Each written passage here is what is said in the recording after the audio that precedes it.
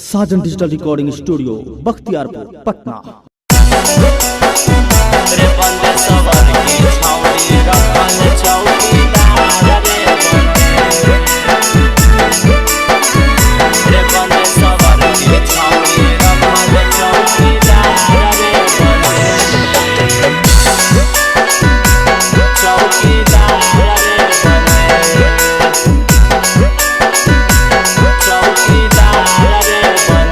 रे बंदे कौन छौड़ी रखल हवलदार रे बंदे कौन छौड़ी रखल हवलदार रे बंदे कौन छौड़ी रखल चौकीदार रे बंदे कौन छौड़ी रखल चौकीदार रे बंदे गोरकी छौड़ी रखल हवलदार रे बंदे गोरकी छौड़ी रखल हवलदार रे बंदे सवर की छौड़ी रखल चौकीदार रे बंदे सवर की छौड़ी रखल चौकीदार रे बंदे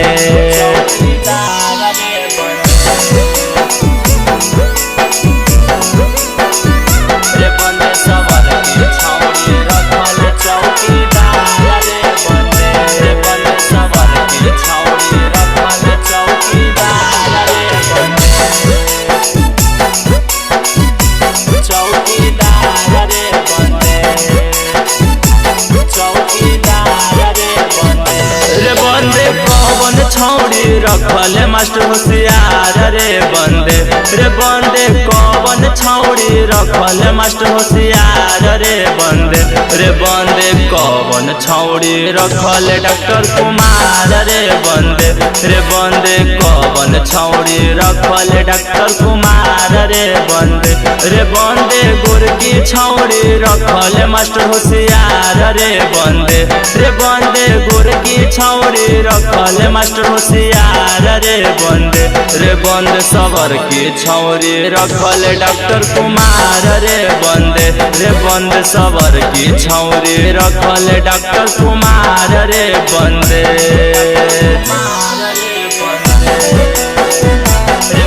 सवर की छौड़ी रखल चौकीदार रे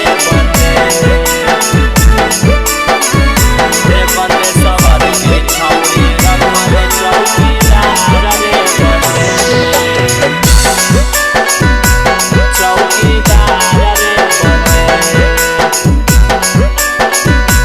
चौकीदार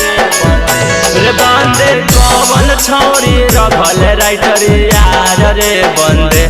बंदे कौन छौड़ी रखल राइटर यार रे बंदे कौन छौड़ी रखल गायक भतार रे बंदे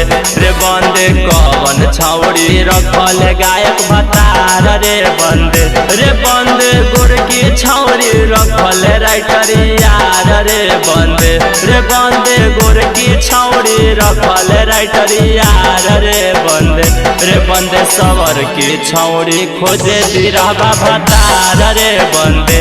बंदे सवर की छौड़ी खोजे दिराबा भतार रे बंदे।